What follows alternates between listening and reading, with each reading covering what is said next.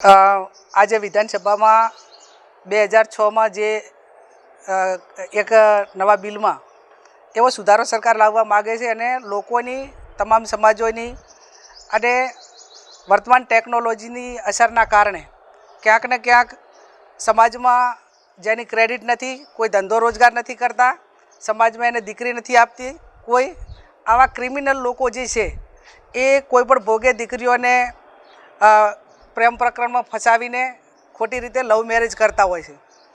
અંતે દીકરીનો એનો અંજામ ખરાબ આવે છે.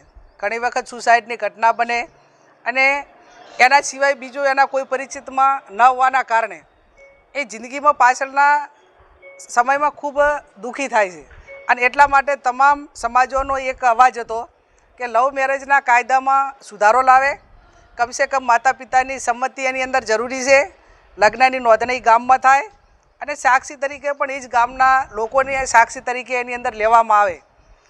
ભૂતકાળમાં આપણે 5000 વર્ષ પાછળ જઈએ તો રામચંદ્ર ભગવાનનો સ્વયંવર સીતાજીનો રચાણો એ ટાઈમે પણ રામ ખુદ ભગવાન હતા, છતાં પણ એ જનકપુરી ગયા હતા. એટલે દીકરીના ગામની અંદર જ તમામ લગ્નની વિધિ થતી હોય છે. તો ભલે લવ મેરેજ, આપણે લવ મેરેજના વિરોધી નથી, સંમતિવાળા લવ મેરેજ થાય તો એમાં કોઈ પણ ધર્મનો હોય, કોઈ પણ સમાજનો હોય અને સ્કૂલમાં ભણતા હોય કે વેલ સેટ હોય તો એની અંદર કોઈ મા બાપને વાંધો ના હોય કે સમાજને ના હોય. પણ મેં કીધું એમ કે ક્રિમિનલ લોકો દીકરીઓને ભગાડીને ખોટી રીતે લગ્નમાં ફસાવતા હોય છે અને એનો અંજામ ખરાબ આવે છે. એટલે આજે વિધાનસભામાં બિલ લાવ્યું. ભૂતકાળમાં મુખ્યમંત્રી બોલ્યા હતા. 2019માં હું ધારાસભ્ય હતી એ ટાઈમે પણ આ વિધાનસભામાં લવ જહાદનું બિલ આવ્યું. એ ટાઈમે આ વાત મૂકવામાં આવી હતી કે લવ મેરેજના કાયદામાં સુધારો આવે. તો સરકાર પાસે અપેક્ષા રાખીએ કે એની અંદર સાંભળવામાં તો અનેક લોકોને સાંભળ્યા છે, અનેક સંગઠનોએ રજૂઆત કરી છે, ખુદ ગુજરાતના મુખ્યમંત્રી જાહેર સ્ટેજ ઉપરથી બોલ્યા છે.